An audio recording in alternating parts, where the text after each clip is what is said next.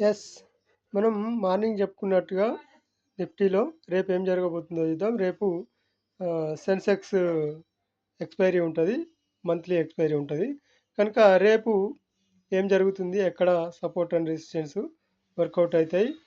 ఈ నిఫ్టీ ప్రకారంగానే రేపు సెన్సెక్స్ కదులుతుందనుకుంటున్నాను.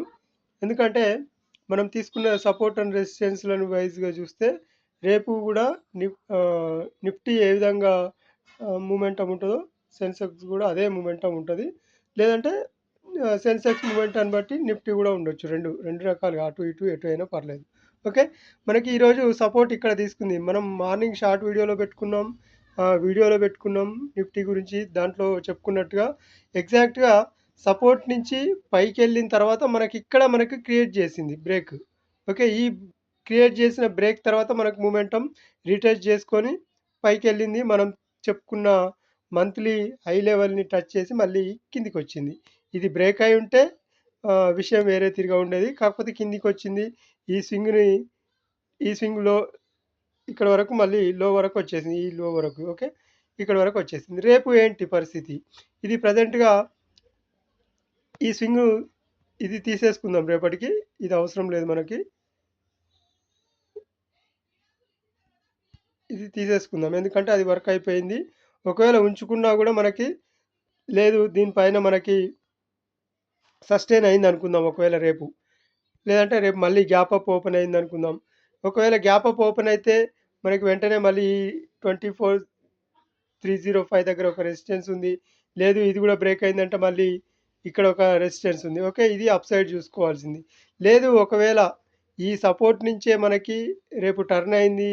ఇక్కడి నుంచే మనకి ఈక్వల్‌గా ఓపెన్ అయ్యి ఇది సపోర్ట్‌గా తీసుకొని పైకెళ్ళిందంటే మాత్రం ఈ హై బ్రేక్ అవుతది. ఈ రెసిస్టెన్స్ బ్రేక్ అయితాయి.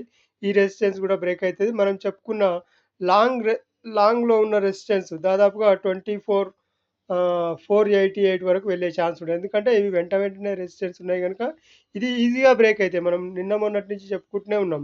రెసిస్టెన్స్ బ్రేక్ అయ్యుకుంటూ వెళ్ళే ఛాన్స్ ఉంటది. 24,669 వరకు అని అనుకుంటున్నాం మనం. ఇదే విధంగా రేపు సెన్సెక్స్ ఎక్స్‌పైరీ ఉంది గనుక రేపు అన్ని జీరోలు కావాల్సి ఉంటాయి గనుక ప్రీమియం జీరోలు కావాల్సి ఉంటాయి గనుక జరిగితే ఇది వన్ సైడే వెళ్ళాలి.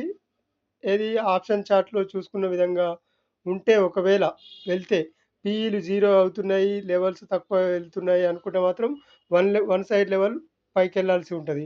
లేదు ఇంకో విధంగా వెళ్ళాలి అంటే మాత్రం ఈ సపోర్ట్ కింద ఈరోజు క్రియేట్ చేసిన సపోర్ట్ కింద సస్టైన్ అయితే మళ్ళీ ఇది మనకి ఫస్ట్ సపోర్ట్ అవుతది. ఇది రెసిస్టెన్స్ అయితది రేపు మార్కెట్ ఓపెన్ అయిన తర్వాత. ఆ తర్వాత ఇక్కడ గ్యాప్ ఉంది గనుక రేపు గూడా ఒకవేళ వెళ్తే వన్ సైడ్ ఎళ్ళాలి. అదే అంటున్నాను. వెళ్తే అప్ సైడ్ ఎళ్ళాలి. లేదంటే డౌన్ సైడ్ రావాలి. అదే విధంగా పైకి ఏ విధంగా రెసిస్టెన్స్ ఉన్నాయో, కిందికి గూడా అదే విధంగా సపోర్ట్స్ ఉన్నాయి. ప్లస్ గ్యాప్ ఉంది గనుక ఈ లెవెల్ వరకు మనం ట్రెండ్ లైన్ గూడా తీసుకున్నాం ఇది. ఈరోజు వీడియో కోసం నిన్నటి వీడియోలో తీసుకున్నాం. ఈ ట్రెండ్ లైన్ పైన సస్టైన్ అయితే పైకెళ్తుందని. ఒకవేళ గ్యాప్ అప్ ఓపెన్ అయితే మాత్రం మ్యాటర్ అప్ సైడ్ ఈజీగా వెళ్ళే ఛాన్స్ ఉంటది. లేదు ఈక్వల్‌గా ఓపెన్ అయ్యి కిందికొచ్చిందంటే మాత్రం మళ్ళీ ఈ సపోర్ట్‌ను బ్రేక్ చేస్తుందా? ఈ ఇదేదైతే గోల్డెన్ జోన్ రేషియో ఉంది. మళ్ళీ ఇక్కడ గ్యాప్ ఉంది గనుక వీటిని టెస్ట్ చేయడానికి కిందికొస్తుందా? రేపు గమనించాల్సిన అవసరం ఉంటది. రేపు ఏం జరుగుతుందో రేపు చూద్దాం. ఒకసారి అబ్జర్వ్ చేయండి మన లెవెల్స్ ప్రకారం. ఓకే. రేపు అబ్జర్వ్ చేస్తే మీకు అర్థమవుతది. సపోర్టు, రెసిస్టెన్స్ ఇది న్యూట్రల్‌గా ఉంది గనుక రేపు ఓపెన్ అయ్యే విధానాన్ని బట్టి ఉంటది. ఇది డౌన్ వస్తే ఇది సపోర్టు, అప్ వెళ్తే ఇది రెసిస్టెన్స్ గుర్తుంచుకోండి.